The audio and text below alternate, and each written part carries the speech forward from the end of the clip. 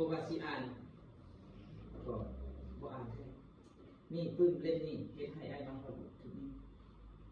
ถ้าผมมีปื้มเล่นนี่ไอ้กินยาบ้าไม่หลายคิดนักก็กินเดี๋ยวนี้นี่น่าจะตายแล้วน้ำมืดบนเหลืออย่างเป็นนี้แต่ย้อนมีพระคำของพระเจ้าจึงทำความนี้เด้อสู้ๆเลยจงอ่านพระคำของพระเจ้าเรา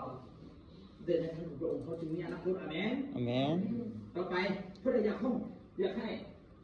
อันนี้เขาเป็นดาราหลายคนมีเงินหลายแต่ว่าโดนตึ๊บตายโดนคนโดนตายเยอะหน่อยเยอะเนี่ยเขาบ่มีพระเจ้าเขาไม่มีความสุขเป็นโรคซึมเศร้าแม่นบ่แม่นผู้ใดอยู่ในห้องนี้เป็นโรคซึมเศร้าเครียดหลังนั่งบนรับผู้ใดก็บางคนก็รับหลายโพดเรื่องของเวลาเรียนไม่ว่าขี้ข้าวนุ่มบกขี้ข้าวตีขนาดร่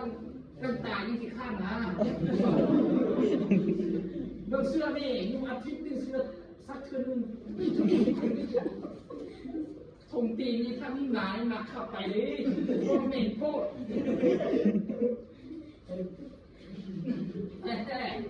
ถ้าจุ๊น้องนี่เลี้ยงป่าไม่ด้วยนะอยู่ไอ้ข้อนั้นเอาทุกทีไปสร้างนั่นจะคือตายดิ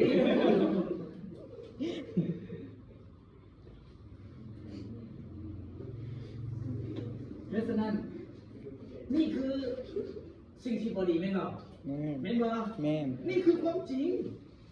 เบิ่งเด้อผู้ใดรองามแบบนี้แต่ว่ามีนิสัยอันอื่นอยู่เบื้องหลังน้องบ่รู้ขี้ข้าน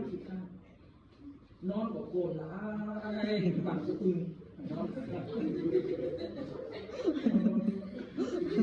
แม่นบ่แม่น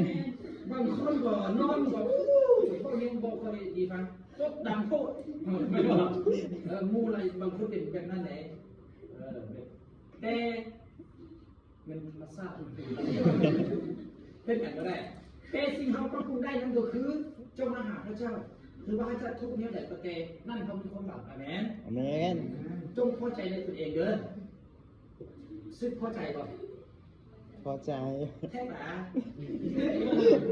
โดยเป็นยังไงเคยพอใจแล้วเคยรอสุดน้ำสุดพอใจบ่น้ำผักตัวสุดเลยเจ้ามาออกแค่ยกหวานตอนกินมาแต่ง